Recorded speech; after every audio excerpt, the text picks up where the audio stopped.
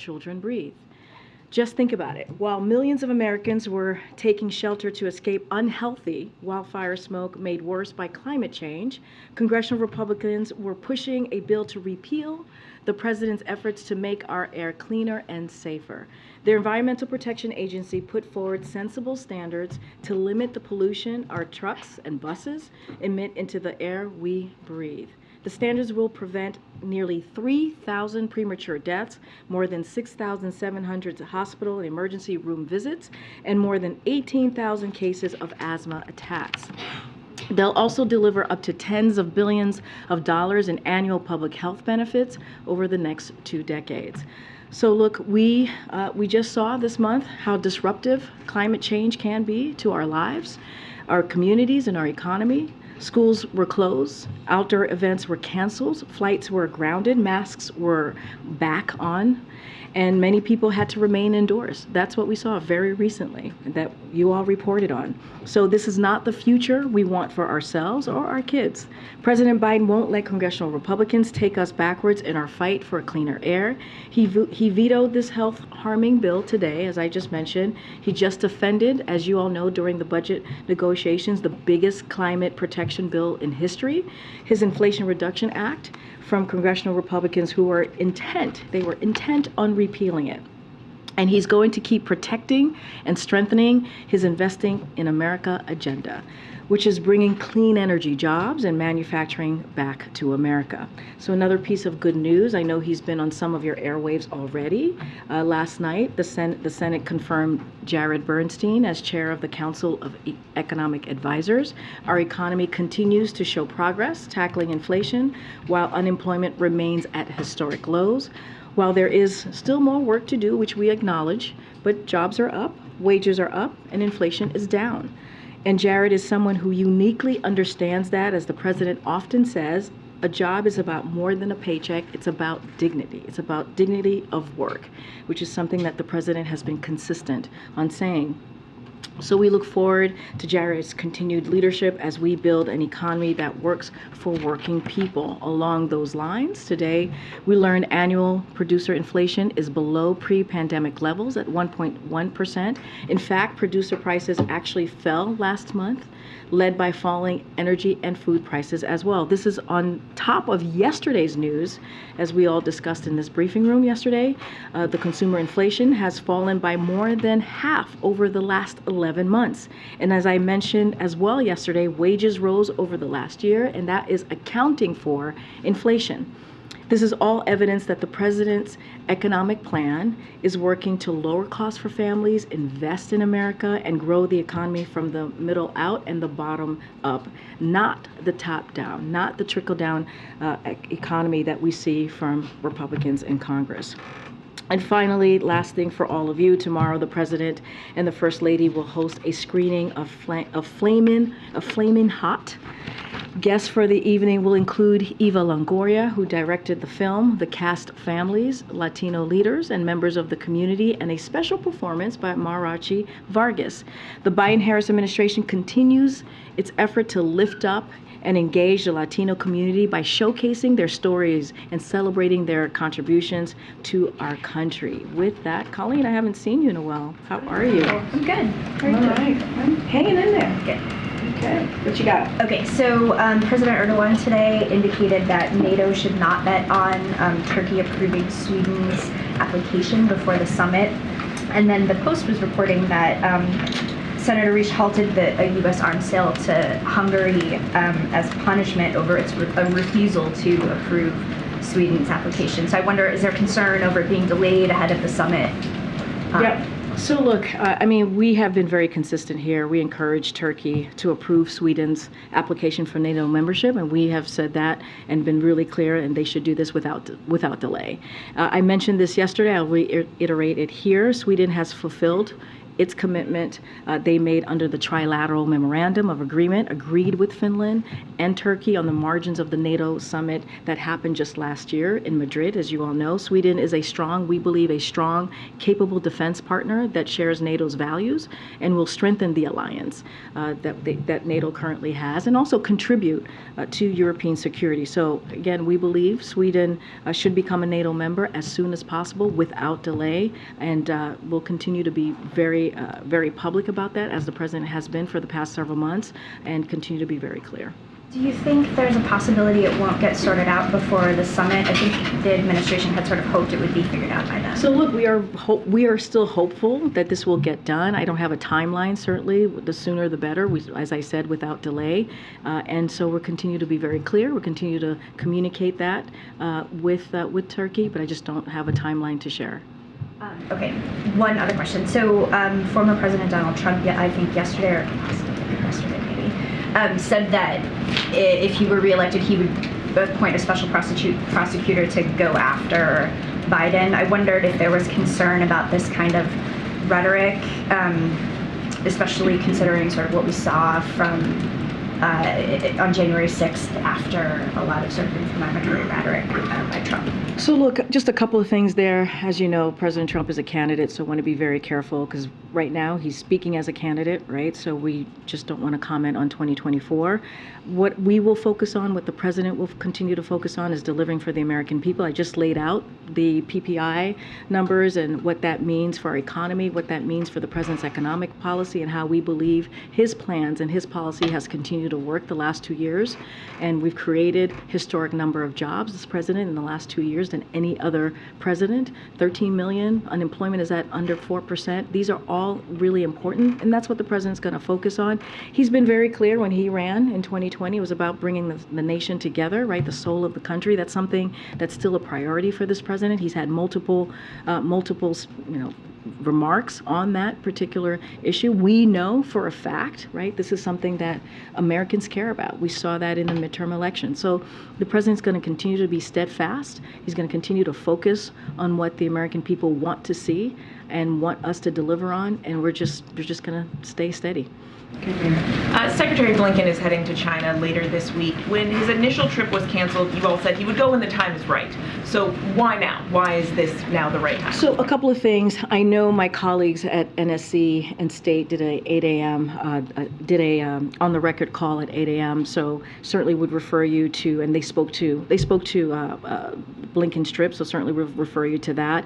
And my colleague, if it hasn't happened already, at the State Department, Matt Miller was supposed to give a briefing, and I'm sure he got a lot of back and forth on this particular trip. I'll say a couple of things about this. The administration has strengthened America's ability to outcompete China for the next decade and beyond, and we've done that, as I was just iterating, by building an economy that works for all and doesn't leave anybody behind. And you see this. You see the investments that we're seeing in America, especially with manufacturing, and you see this with 800,000 manufacturing jobs, all incredibly important. So China will continue to be around and a major player on the world stage, as we are putting ourselves on that stronger footing to compete. They have and will continue to take provocative steps. We understand that. And you've heard the President say it's important to have that diplomacy with world leaders. It's important to have that discussion. So we believe intense competition requires intense diplomacy, and that's what you're seeing from the State Department.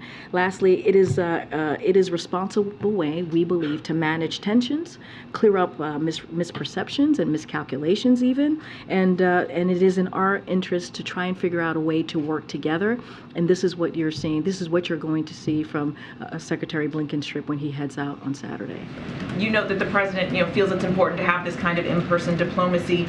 What exactly is the President hoping that the Secretary will be able to accomplish, and is it the President's hope that these meetings pave the way for an in-person meeting between the President and President Xi? So I can't speak to an in-person meeting with the with President Xi right now, with our president. What I can say is there are a couple objectives that we are hoping, and this is something that the State Department said. So I certainly would refer you to them. But the three main objectives for the visit is, one, to establish communication channels to help manage competition so it does not veer into conflict, which is something that we have said, keeping those lines of communication open. Two, to stand up and speak for American values. That's something that the president leads with, and also interest. And the last and third thing is it is in our interest that we believe to explore potential cooperation and transnational challenges. And so those are the three objectives that came directly from the State Department. I would refer you to the State Department on anything more specifics about the trip. I know you don't have any kind of future meeting to announce, but do you view this as laying the groundwork for a potential? Well, we view this as an important part of our diplomacy and our conversation that we believe that we need to have with China. As we have said, they're going to be a major player for a long time. We believe that we are in a right footing, especially of the work that the president has done the last 2 years. When you look at the economy, when you look at the competition, you look at what we have been able to do, and so we want to continue to have those open line of conversation. And this is about diplomacy, which is why the Secretary of State is heading to China on Saturday. Thanks, Karine. Does the White House have a reaction to the Federal Reserve's decision to pause interest rate hikes? As you know, as you know, we do not comment on the Fed's actions. They are independent. We respect the independence of the Fed, and we do not interfere in any way in their policies. The president has made it very clear that he wanted to give the Fed the space so that they can make these monetary decisions and make these monetary policy, obviously. And as I laid out at the top, and I actually talked about this as well, it's with the CPI data yesterday.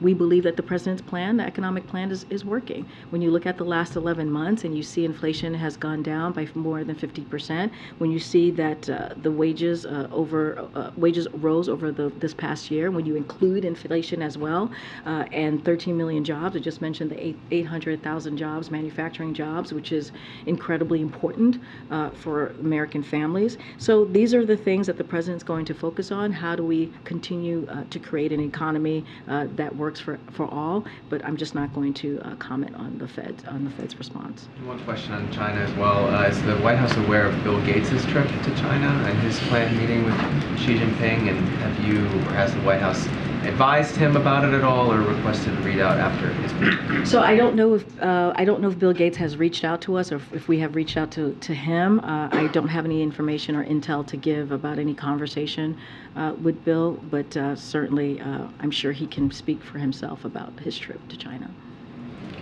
Thanks, Karine. I wanted to give you an opportunity to perhaps correct the record, or at least respond to something former President Trump said last night. Last night he called his arrest, quote, the most evil and heinous abuse of power in the history of our country, and he accused the current president of having him arrested, effectively directing his arrest. Your response? I'm not going to comment to that. Okay. I wanted to ask you about Senator Tuberville, who is currently holding up the promotions of about 250 senior officers. He has reportedly rejected the most recent offer by some of his Republican colleagues to address this issue as part of the annual defense authorization bill, and he is maintaining that he wants a vote on the Senate floor to reverse this Pentagon policy that pays travel costs for service members seeking abortion or other reproductive health care. So Senator Tuberville says that he hasn't heard from the White House at all on this issue. I'm wondering why not. And what's the White House's view on what the path forward is here? Should the Senate begin holding individual votes on senior military promotions to start advancing some of this? So a couple things at the top, which is, I think, incredibly important. What the senator is doing by holding these nominations, it's a threat to our national security, period. That's what he's doing. These are important nominations that we need, that the American people need to keep our country safe. And so and not only that, they risk our military readiness by depriving our armed forces of leadership and hurt our military families. That's what he's doing by holding these DOD nominees. All our military nominees that Senator Tuberville is blocking need to be confirmed quickly, and we have been consistent about that. This is something that has come up in the briefing room multiple times at this point. Senators should not play politics. They should not play politics with our military assistance, with our military readiness, and with our military family. And so, look, I'm not going to get into the specifics of what the mechanics should be in getting this done. We've been very clear that it needs to happen, and I just don't have anything else to share about a conversation with the senator. Well, why hasn't the White House spoken with him, and what does the White House see as the path forward here? I mean, you guys have said it's a matter of national security. I presume that means it's a top priority. I mean, first of all, it's shameful that he's doing this, right? I mean, he needs to be asked the question is, why is he putting our national security at risk? That is something for a senator to be able to answer to. We're trying to do the right thing by moving forward and protecting our military readiness and protecting our military families. And so, look, I can't speak to conversations. I have to talk to our Office of Leg Affairs. I do not know when the last time that they spoke to the senator. But what I do know is what he's doing is putting our national security at risk, truly. And then very quickly on something that was brought up earlier, Senator Risch and his blocking of a $735 million arms package to Hungary in order to get them to approve Sweden into NATO. Did the White House coordinate at all with Senator Risch? Do you guys agree with that strategy? And do you believe that he should maintain that hold until Hungary approves? No, I heard the question from Colleen. I don't have anything to add or anything to elaborate on that. Go ahead, Joe. Yeah, thanks, Karine. For months, the White House has declined to discuss a possible Plan B if the president's student loan debt forgiveness program is overturned by the Supreme Court. Now, with the SCOTUS decision expected this month, perhaps in a matter of days, several constituencies are urging Biden to be ready to act. The NAACP, in a letter today to Biden, wrote, should the Supreme Court fail to uphold student debt relief, Black America demands that your administration pursue all legal pathways to make a permanent solution on student loan debt. Is the White House prepared to transition to an alternative method for student loan forgiveness if the president's plan is rejected in court? So look, we continue to be confident in our legal, kind of a legal pathway here. I'm going to leave it to the Department of Justice to continue protecting a plan that the president believes is incredibly important for American families. And I want to also be clear that the president recognizes the burden student debt has on tens of millions of Black Americans. That is something that he gets. That is something that he certainly has talked about, and which is why he secured the largest increase to Pell Grants in decades. It's something that he did very early on in his administration, and that is why he vetoed the most recent attempt by congressional Republicans to block his student debt. That was part of a major piece of contention during the budget negotiations, and the president protected that. And so he is certainly understand how important his plan is, which is why he put it forth, which is why he understands how much that means to everyday families, working people who makes less than $75,000. Remember, 90% of that plan is going to help those very people. So we believe in our legal pathway here, and so I'm certainly not going to get ahead of the Department of Justice. So as for whether there is a Plan B, if it is struck down, you still can't say whether there. I'm just saying that we're going to focus on the fight that's in front of us right now. Local outlets in Connecticut are reporting that the president will attend a National Gun Safety Summit later this week. There seems to be little momentum in Congress for any sort of new bill that we saw recently. Right now, is the White House purely in an implementation sort of phase when it comes to gun control? Or is there anything else the White House can do in the meantime besides just calling on Congress for additional action for gun control? I mean, Zolan, I appreciate the question, but let's not forget what this president has done that has been historic when it comes to dealing with gun violence. Let's not forget that more than 24 pieces of executive actions that he's taken because Congress has not acted in the way that we fully believe that they can. We appreciated the bipartisan bill that was passed almost a year ago. It's going to be on, I believe, on Friday. It will be a year ago that the president signed that into law. That's great, and it was 30 years in the making, really, right? It took 30 years before we got there. But there's more that needs to happen. There's more that needs to happen to keep our community safe. And so to your question, look, he's going to use the bully pulpit. He's going to go to Connecticut. He's going to continue to talk about the importance of Congress moving forward. But also, states have taken action. Let's not forget, Connecticut has taken actions, and there's been multiple states have actually done the work to ban assault weapons, do red flags, and do other things that are incredibly important that's going to protect communities. And so we're going to lift that up as well. Now, what we're asking for, obviously, is for the federal government to take additional actions. But let's not forget what states have been able to do over just the last several months on protecting their community. What we're asking is for the federal government to take additional actions. That's exactly right. But can any of those actions at this point, while noting the legislation that was passed already and the implementation ongoing of that package, can any of those additional federal actions at this point be done solely through executive action? So look, I mean, the president's always going to look for ways to take additional actions, obviously, right? When you do more than 24 executive actions, clearly we're always going to figure out what else we can do to protect communities. So that is something that certainly our team is going to look at. But let's not forget that states have been able to take action, which is really important too, and that's been just over the past several months. And so, look, we're going to continue to ask Congress to act. I've been asked what other priorities that this president has as it relates to legislation. That's one of them. We just got to continue to build on what he was able to sign last year. Anything additional, I just don't have anything to share at this point. Okay, Tyler. Thanks, Karine. Last night, Fox News ran a chyron that referred to the president as a wannabe dictator, and I'm wondering if the White House has any comment on that. So look, there are probably about 787 million things that I can say about this that was wrong about what we saw last night, but I don't think I'm going to get into it. There's no comment the White House has on. I think I just commented. Yeah. Thank you, Karine. Without talking about the decision today by the Fed, obviously the hikes impact the U.S. economy. So can you talk about the delayed effects of previous hikes and when you think you'll be able to have a very clear picture of how the economy and inflation are doing? So I'm just not going to get into economic forecasting from here.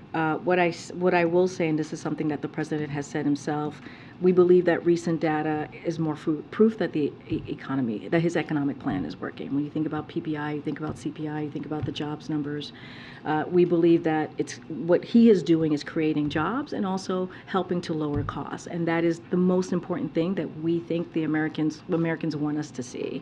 And so, look, fighting prices certainly continues to be a main priority for Americans, and also certainly a top priority for us. And so we're going to continue to do that, to do everything that we can to lower costs. But we are encouraged by the data. I'm just not going to get into forecasting any type of data points on the economy. I'm going to leave that to the experts. Okay. And then on Saturday, President Biden is scheduled to go to Philadelphia. So I wonder, since he's going to be there, does he plan to survey the I-95 collapse? I don't have anything to report at this time or to share about a change in his schedule. Thank you. Getty. Karine, this White House is recognizing Juneteenth, which is Monday. And with that said, the issue of reparations continues to be something that is being parsed out on the other side of Pennsylvania Avenue. And with that said, the late John Conyers started with, a study. Now you have Congresswoman Bush not just asking for a study, but she's creating a resolution to push forward on reparations.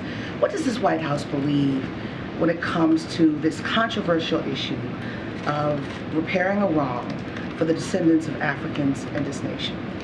So look, as you mentioned, Juneteenth, there was a concert here yesterday, and we saw how powerful and how moved the president was by the concert and by kind of the story that was laid out through the concert about Juneteenth and how important that moment was. Opal, as you know, was here, and it's always moving to hear her and to see her. And as you know, the president signed Juneteenth to be the most recent holiday about 2 years ago. So I think that shows from that action. I'll give you more. I think that shows from that action how important the president thinks this moment is, how important he thinks that it is important to continue to lift up the African American community, and he'll continue to do so. As it relates to reparations, I saw just moments ago Cori Bush's resolution. We haven't reviewed the proposal yet. It's a new proposal, so we'll take a look at it. So I can't comment on that specifically. But the president has been really clear as it relates to reparation. He wants to see a study of reparations and studying the continuing impacts of slavery. He believes that is incredibly important. After the study, if the study concludes what many thought leaders and civil rights leaders have said, what next? Does the president support a payout? Because the nation is divided on this. This has been one of the biggest issues over the decades about how to repair the enslavement over generations of Africans brought to this country for free labor. So what does the president do after? What will he lean in on after a study, which is expected to basically say what many of the civil rights and black thought leaders have said? Does the president believe in a financial repair for the descendants of Africans in this nation? So look, I will say this: we got to let the study move forward. We got to see what the study shows, and we got to continue to study the impact of slavery. That is something that the president believes that we need to do. So that's incredibly important. But I will say, April, and you know this, you've covered this since we've walked into this administration. When we think about the crises that we see in our country, the president called out how race inequality is a problem, right? Is a crisis for us in this moment, which is why he is taking comprehensive action. When you think about what he did on the first couple of days that he walked in, signing an executive order to make sure at the federal level that we put equity at the center of this. And it is important that we continue to do this. How do we deal with the inequalities that we see in this country? And he's trying to do that on the federal level. So let's see what the study shows. It is important to continue to study the continuing impacts, if you will, on slavery. And I think because of the president's action, he's been very clear. He's been very clear how important it is, even just looking at his economic policy, how important it is to leave no one behind, have equity at the center of everything that he's done. If you look at every piece of historic piece of legislation that has passed, that he has signed, it has equity at the center of that. And that's because the president has that in mind, right? To make sure that we have equality, to make sure that we leave no one behind. I'll keep going. Thank you, Karine. Why did the White House not inform us of the President of Uruguay's visit yesterday? It wasn't on the schedule. I presume that these bilateral meetings are planned in advance. So when did you decide that the meeting was going to happen? So look, it was a drop by. That's what it was with the president. And I would have to get back to talk to the National Security Council to talk through how the meeting actually happened and landed. I don't have that information for you, but we believe it was important for this drop-by to happen.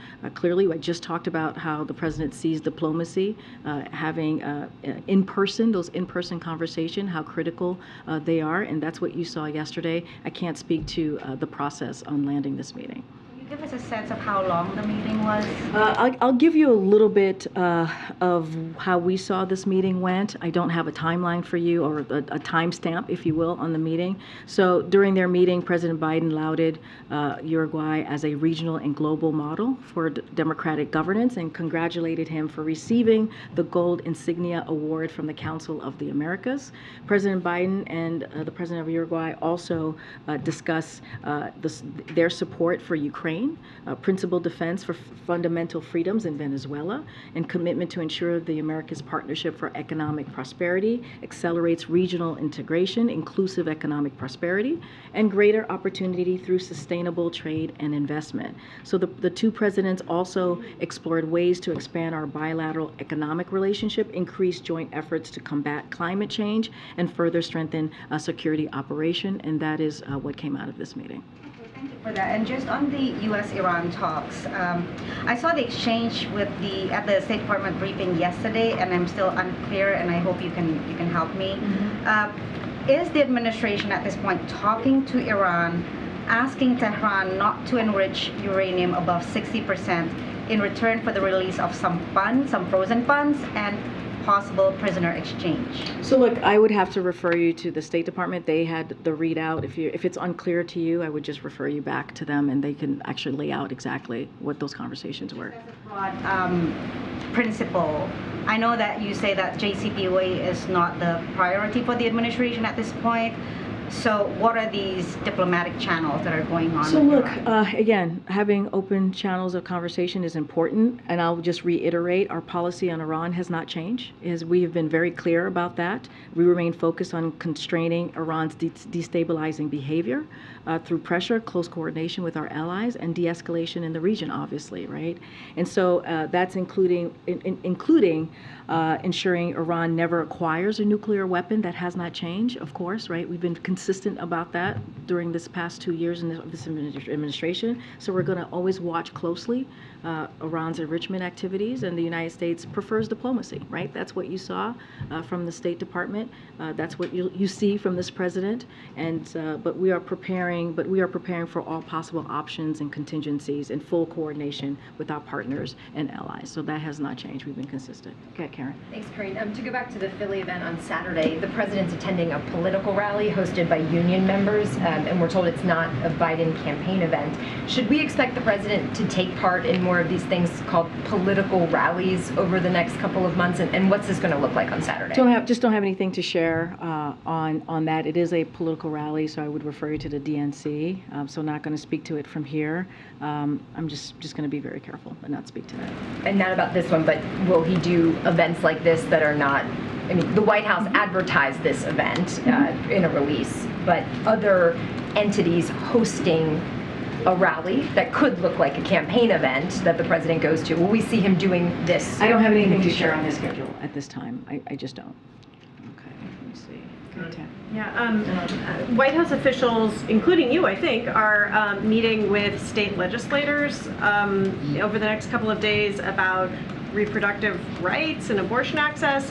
And I'm curious what you're trying to accomplish, and like, you know, they're coming from Republican states where they're definitely in the minority in the legislature. Look, Tam, we believe these conversations are incredibly important.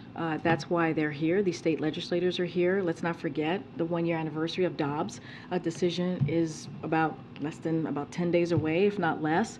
And so we thought it was important for White House to host state legislators to discuss the state level attacks, as you just mentioned, we're seeing on reproductive rights, and the work led by Democratic elected officials to safeguard access to care. So we're going to convene another one tomorrow. As you mentioned, I had the pleasure of participating in one this morning, or talking to them this morning, including Jen Klein, the Director of Gender Policy Council, Mayor Steve Benjamin, the Director of Office and Public Engagement here at the White House, and it was incredibly powerful. You got to remember, these are folks who have been on the front line dealing with an issue that is incredibly important to their constituency, to their to the people that they work on behalf of, but also the country. And so, and we're talking about how Republican elected officials in these very states have taken steps to roll back reproductive care, to roll back freedoms that we should have, that women should have. And so, again, we'll have more to share. We'll be convening another one tomorrow, and we thought it was important to do this as we head to the first-year anniversary of the Dobbs decision. Are you guys like producing videos out of it, or like what? I guess the White House convenes all the time, but I'm just curious, like, what comes? I mean, I don't have any output from it besides the fact that these are state legislators who have literally been on the front lines of a freedom that has been eroded, right, to women, reproductive health care that has been taken away.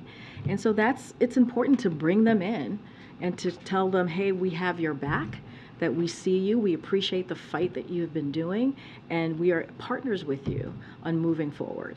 And so, hey, we think that's important to do, especially as we're talking about freedoms. We're talking about Americans' freedom here. Okay, go ahead. Thanks, Karine. Can you say whether the president has actually read that letter from the NAACP on student debt relief, and if he has, what his reaction was? I've not spoken to the president if he has seen, if he has read the letter or not, so I can't answer that question. But I have laid out just the last few minutes about what the president has done and how he understands how his student debt relief plan is important to this community, and so he'll continue to fight for it, as we see DOJ doing.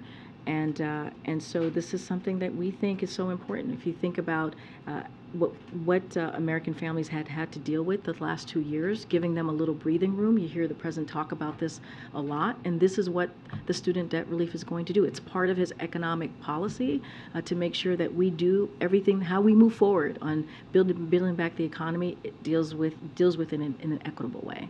And I'm going to try again one more time on the Fed. Is the White House concerned that the Fed is pausing rates at a time when inflation is still high and still above that 2% target?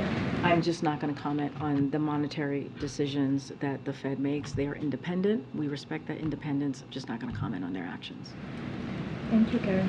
So also on Iran, since the United States seems to be trying to ease tensions with Iran, is the White House optimistic on the possibility of making progress to release the American hostage? And also a few months ago, Sia McNamara, one of the American hostages, made a desperate plea from the Evin prison on CNN. Has the president been in touch with his family since? So I don't have any update on any conversations that the president had with any of the family members. Look, when it comes to Americans being wrongfully detained or held hostage, this is something that this administration takes very seriously. This is something that this administration has made a priority. As you know, there's been more than a dozen Americans who have been held hostage or wrongfully detained that we have been able to bring home over the last 2 years. So that shows you our dedication and our focus on this. I just don't have anything else to share. I would actually refer you to the State Department on anything specifics on any particular hostage. Okay. On the Federal Reserve, without commenting on their policy, Yeah. does the decision that they made on interest rates signal to the president or the economic team here that any change is needed in proposals that are putting forward, especially now as you work with Congress on like the appropriations process and funding levels? I'm just not going to comment on their actions specifically. I'm talking about Wait, how the hold White on. House reacts to the You got to give me a second. You got to give me a beat here. Let me just say what I need to say, and I'll try to answer your question in the most effective way possible. Going to be careful about responding to any actions that the Fed makes. They are independent. We respect that. But look, we believe, again, our economic policies are working because we have seen inflation is now the lowest in more than 2 years. And that's over the last, has fallen for the past 11 months. And you think about wages that has gone up, right, which is incredibly important over the past year, that accounts for inflation.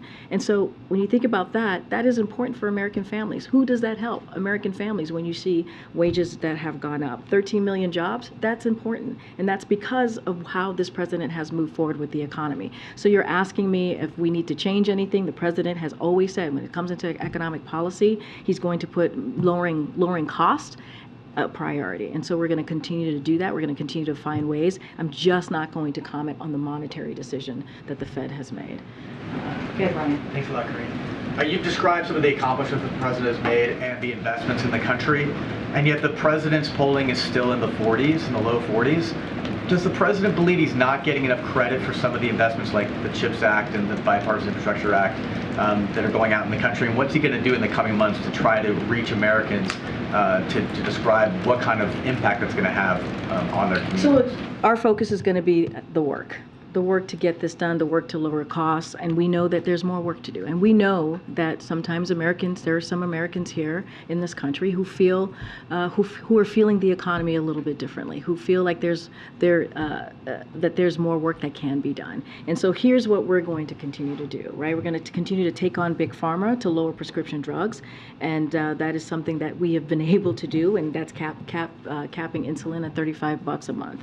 Investing in America to lower energy costs, fuel our manufacturing resurgence, and create jobs. More than $470 billion in private sector investments in manufacturing and clean energy. That matters. And so that's what we're going to continue to do. And look, it's completely opposite of what Republicans in Congress want to do. They want to reward the wealthy, the corporation, give them a tax break. That's what we have seen from them. And that's why the bipartisan budget deal that the president was able to do is so important, because he was able to protect programs that are so important and critical to American families, critical to veterans, critical to seniors. So what they can expect from this president is a president that's going to continue to fight for them, and he has shown that by his actions. Go ahead, John. Thanks a lot, Karine. The Secretary of State's upcoming two-day visit to China is very noteworthy in the sense that a U.S. Secretary of State hasn't traveled to China since 2018. What's the overall goal? I mean, I just look. State Department has talked about it. I just spoke about it from this podium just moments ago about the objectives and the goal. We think it's important. This president thinks it's important to have diplomacy, to continue to have those conversations with a country that's going to be a major player on the world stage, right? But we've been very consistent. We believe we've strengthened America's ability to outcompete China because of the economic actions and policies that we have taken, and we think it's important to have those open lines of conversation. Keep those channels open, and so we're going to continue to do that. Diplomacy is important. He is, as you just stated, Blinken is the Secretary of State. That is one of his jobs, right, to have those conversations. And so those are the objectives, and we're going to continue to move forward in that direction. It's a very complex relationship, the U.S. and China. There's trade, there's national security, there's human rights. I'm curious, do you, as the administration, view China as you described, a competitor, or are they also an adversary? Look, what we see right now is that they're certainly going to be a major player, right? They're going to be continue to be around, and so because of that, we need to do our part, right, and have that diplomacy, have those conversations, and continue to strengthen our hand. America's ability to outcompete China, which we believe we have put ourselves in a good footing to do that. So we're going to have the conversation, continue to open the lines, the channels to have those conversations, and I think that's what matters. I think that's what the American people want to see. Go ahead, Karine. Thank you. What's the status of the Pandemic Preparedness Office now that Dr. Jha is leaving? So as you know, we're looking to hire a director of that office. That office, one of the reasons that office exists is because it was mandatory, clearly, as you know, by Congress, and we think it's important to make sure that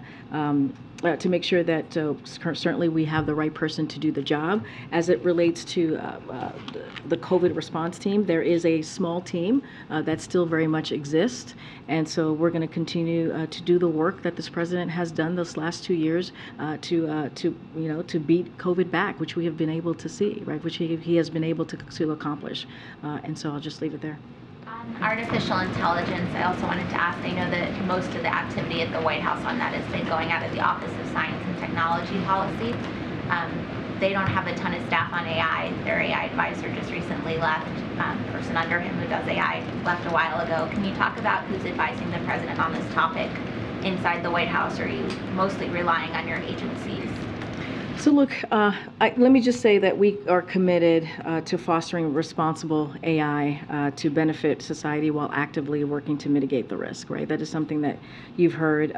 We've been very clear about the risk associated with AI, which is why we've actively engaged. You've seen the Vice President most recently engage with CEOs, right? Engage with companies to ensure that we are working together and so and develop and advance AI in a responsible way. So we have taken action. You've seen the President meet multiple times with his team. You've seen the Vice President do this as well, as I just stated, and so we're going to continue to have those conversations. We're going to continue to do that work. The president certainly takes advice from his advisors here, his senior advisors and others who are prolific in this space, and he'll continue to do that. Don't have anything more to share specifically on that, but you've seen us. You've seen the president convene his team. You've seen the vice president convene his team, and to talk specifically about AI. Thank you. Yes, sir. Thank you. Last week, the president said that state lawmakers who were enacting bans on gender transition surgeries or therapies for minors were, in his words, hysterical or prejudiced. I'm curious, will he withhold Medicare funds or restrict federal health care dollars in some way in response? I don't have anything to add to that. I just, okay, good. And then when the president made those remarks, he was standing next to the prime minister from the United Kingdom, and afterwards the United Kingdom announced that they were going to be placing a ban on puberty blockers for minors in most cases. Will the president raise this human rights issue with his UK counterpart? I didn't see those comments, so I can't respond to that directly, and I'm just not going to go beyond what the president said in those comments. And then I don't have a question about the Fed, but I know you don't. Happy to take one, though. The answer is pretty consistent. So not about the Fed. Has the president entrusted a message to Secretary Blinken on his trip to Beijing, specifically to the Chinese, about that Chinese spy facility that was on the Cuban island? So look, I'm not going to get into private conversations that the president has with his secretary, and so I'm not going to get ahead of what's going to come up in this visit. I kind of laid out the objectives, which I think is really important, right, to have diplomacy. This is what the president has said, and I've laid out even more about how we want to move forward with our relationship and clearly our competition with China. I'm just not going to get ahead of that. Anything specific that you want to know about the trip, I certainly would refer you to the State Department. Thank you, Karine. Okay. Way in the back. Yeah, way in the back. Okay. Right here? Okay. On abortion access and the state lawmakers that were here at the White House today, more are going to be in town tomorrow. Some say that they want the administration to provide more support in red states to protect access. So what more is the White House looking to do or considering doing? So look, the president has been pretty clear, the vice president has been pretty clear that they are going to do everything that they can to fight for the right for women to make the decision on their own body, right? And also to fight to make sure that, and call on Congress to make Roe, put legislation forward so that he can sign Roe into law. And so that's something that he's been pretty clear about. He took actions very early on, almost over a year ago, right, when the Dobbs decision was made. He put together the President Task Force on Reproductive Health Care. Access is working across, making sure that access is working across the federal government to protect access to care. The President has signed 2 executive orders to protect access to abortion and contraception, support a woman's right to travel for medical care, strengthen privacy measures, and address discrimination in health care. And President Biden also issued a presidential memorandum on what would have been the 50th anniversary of Roe v. Wade that is aimed at protecting the safe access to medication, abortion in particular.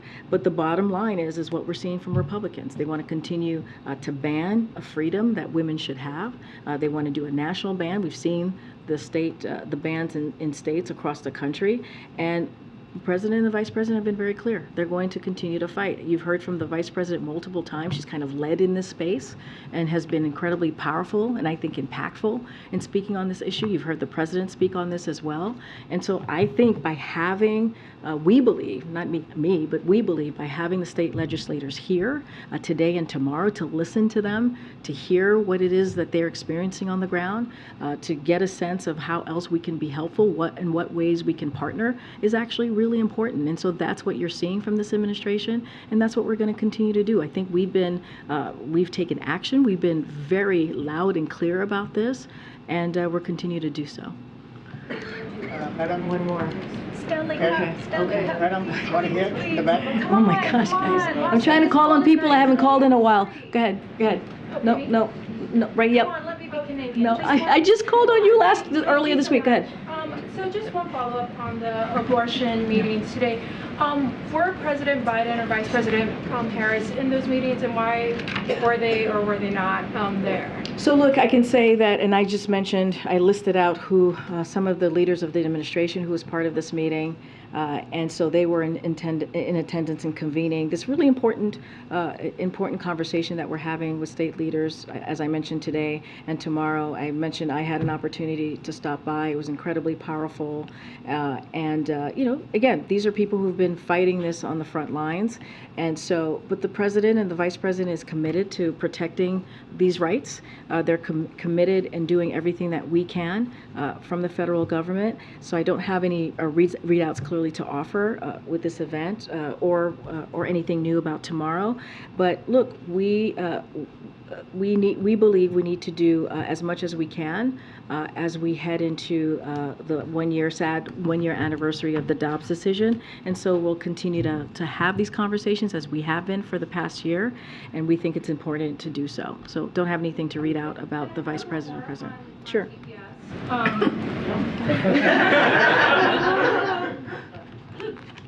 The poor guy thinks you're laughing at him. It's terrible. Hello. Hi, Karine. I'm Dennis House with WTNH, the ABC station in Connecticut. And as you mentioned, the president is coming here on Friday for Senator Murphy's gun summit at the University of Hartford.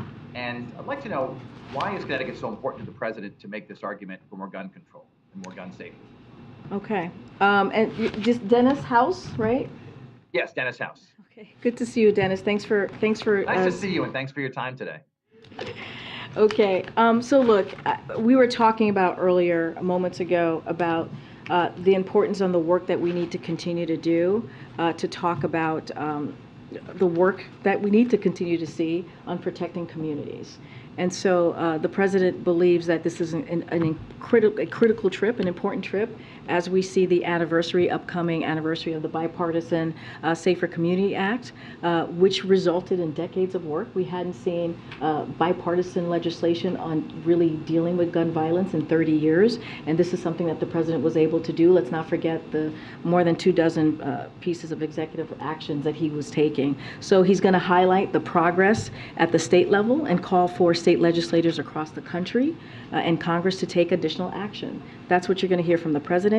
Connecticut has been a leader on gun safety legislation in the decade following the tragedy, as you know, at Sandy Hook. And just over a week ago, the governor of Connecticut, Governor Lamont, signed a gun violence prevention bill, which contains more than a dozen measures to improve gun safety, including strengthening the state's ban on assault weapons and secure storage requirements. So the president believes it's important to highlight the states that are actually doing the work and getting this done, since we're not seeing more action from Congress.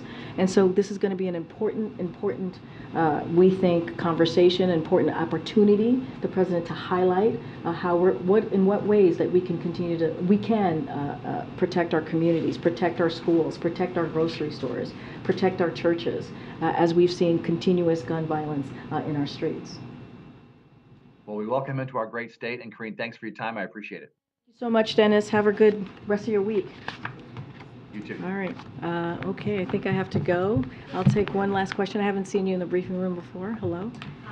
I'm wondering if you could comment on the planned endorsement from the AFL-CIO on Friday, the earliest that union has entered into the endorsement business in the presidential race. So, as you know, I can't speak on the 2024 election because of the Hatch Act, as everyone knows in this room, and we discussed fully yesterday. So I'm going to continue to stay focused and steadfast on that. So I would refer you to the DNC or the campaign. Thanks, everybody. Appreciate it.